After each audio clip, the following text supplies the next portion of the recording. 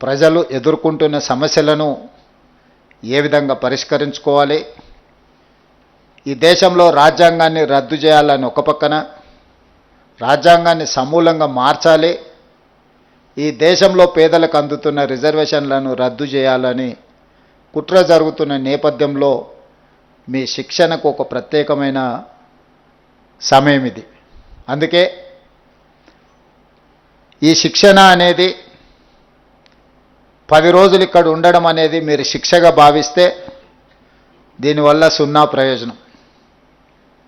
ఈ శిక్షణ అనేది మీ జీవితంలో కాంగ్రెస్ పార్టీ పరంగా, ప్రజా సమస్యల పరంగా మీకు ఒక సంపూర్ణమైన అవగాహన కల్పించే అవకాశం ఉంది. కాంగ్రెస్ పార్టీలో మీ అవకాశాలు మెరుగుపడడానికి కూడా ఈ శిక్షణ కార్యక్రమం ఉపయోగపడుతుంది. అప్పుడే మిత్రులు మా సెల్ ఫోన్లో సిగ్నల్ రావడం లేదు అన్న ఆలోచన చేస్తున్నారు. కొంతకాలం మీకు సిగ్నల్ లేకపోతే ప్రజలతో ఉంటే ఏ విధంగా ఉంటుందో కూడా ఒక గొప్ప అనుభూతి. మొదటి రోజు అలా అనిపిస్తుంది, రెండవ రోజుకు అలవాటు అవుద్ది, మూడవ రోజుకు అదే ఇష్టం అవుద్ది. కాబట్టి మీరందరూ, మనమందరం, ఈ వేదిక మీద ఉన్నోళ్ళు ఎవరైనా, ఎవరికి వారసత్వంగా హోదాలు రాలేదు, వారసత్వంగా హోదా రావడానికి అవకాశం ఉన్న వైఎస్ షర్మిల గారి వేదిక మీద ఉన్నారు. కానీ వారసత్వంగా వారైతే తీసుకోలేదు. మీరు ఒక్కసారి ఆలోచన చేయండి. మోతీలాల్ నెహ్రూ గారు వేల కోట్ల రూపాయల ఆస్తులను దేశానికి, జాతికి అంకితం చేశారు. పండిత్ జవహర్లాల్ నెహ్రూ గారు దేశ స్వతంత్ర పోరాటంలో 10 సంవత్సరాలు జైలు శిక్ష అనుభవించారు. శ్రీమతి ఇందిరాగాంధీ గారు ఉక్కు మహిళగా రాణించడమే కాకుండా ఈ దేశం కోసం ప్రాణాలనిచ్చి చివరి రక్తపు బొట్టు వరకు దారం పోసారు.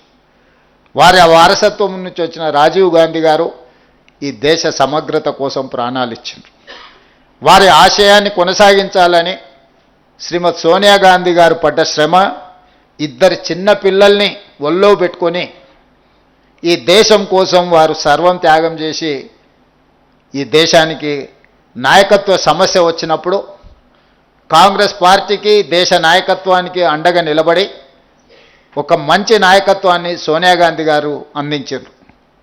ఇంతమంది వారసత్వంగా మహాత్మా గాంధీ గారు 30 సంవత్సరాలు బ్రిటిషర్స్ మీద పోరాటం చేసి స్వతంత్రం సాధిస్తే బ్రిటిషర్స్ కూడా మహాత్మా గాంధీ గారి మీద లాఠీ ఎత్తడానికి భయపడ్డారు.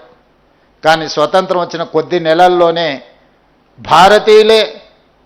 భారతీయులమని చెప్పుకునే రాజకీయ పార్టీలు తూటాలతో మహాత్మా గాంధీ గారిని నేలకొరగదీసిండ్రు. అంటే బ్రిటిషర్స్ కూడా ధైర్యం చేయలేదు మహాత్మా గాంధీ గారిని టచ్ చేయడానికి.